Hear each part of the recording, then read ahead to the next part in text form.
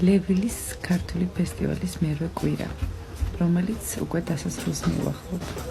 ფესტივალმა 2 თვის მანძილზე ჩვენ მოგვიტანა ძალიან დიდი სიხარული და ბედნიერება. გაამრავალფეროვანა ჩვენი ყოველდღიურობა ემიგრაციაში. როგორც პირველ ფესტივალის პირველ წელს, ასევე წელსაც ძალიან სამახსოვრო და შთამბეჭდავი იყო ყოველი ფესტივალის დღე. ამ ფესტივალმა ჩვენ დაუვიწყარი დღეები გვაჩუქა. გიგზავნით გულითად მადლობას ყველას, ვინც მონაწილეობას იღებდა ფესტივალში და ვინც სულით ჩაუდგა ამ ფესტივალს. ყველა ადამიანს, ვისაც წვლილი მიუძღვის ამ ყველაფერში. ძალიან მომეწონა ფესტივალი, ძალიან დიდი მადლობა მინდა გადავუხადო ორგანიზატორებს. ძალიან მნიშვნელოვანია ჩვენთვის აქ ქართველებისთვის ასეთი ღონისძიებები და ვისურვებდით, რომ ხშირად ჩატარებულიყო. მადლობა ორგანიზატორებს ასეთი ლამაზი კვირების ჩუქებისთვის და დიდი მადლობა კულტურის სამინისტროს, რომ ეს ემიგრანტები ასე გაგვახარა და დადებითი ემოციით დაგვტვირთვა. ძალიან დიდი მადლობა კულტურის სამინისტროს ასეთი ლამაზი დღეებისათვის. ძალიან ვისიამოვნე.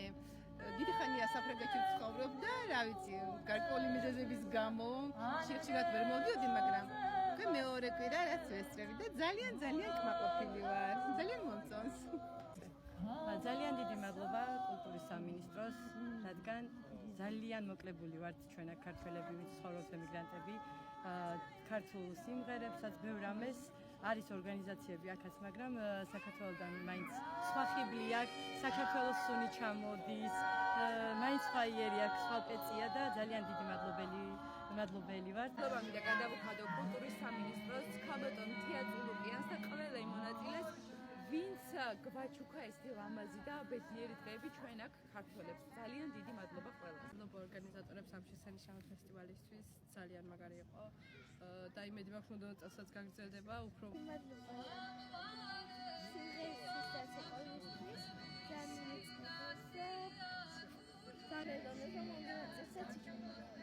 ძალიან დიდი მადლობა ორგანიზატორებს და კულტურის სამინისტროს.